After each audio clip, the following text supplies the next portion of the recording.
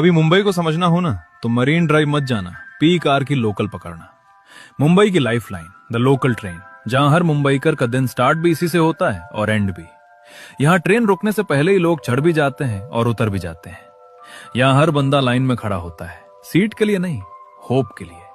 और लाइन में सबसे आगे खड़ा इंसान सबके बैग्स की रिस्पॉन्सिबिलिटी ले लेता है।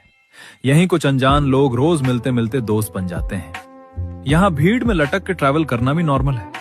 ट्रेन लेट हो जाए ये प्रॉब्लम नहीं, रूटीन है। स्टार्टर ट्रेन में एक सीट के लिए लड़ाई होती है, जैसे वो सीट नहीं, लॉटरी का टिकट। कभी किसी का जूता पॉलिश होता देखने का सुकून, कभी शाम का नाश्ता, वो प्लेटफॉर्म वाली भेल। ब्रिज हजार हैं पर भीड़ कभी कम नहीं होती।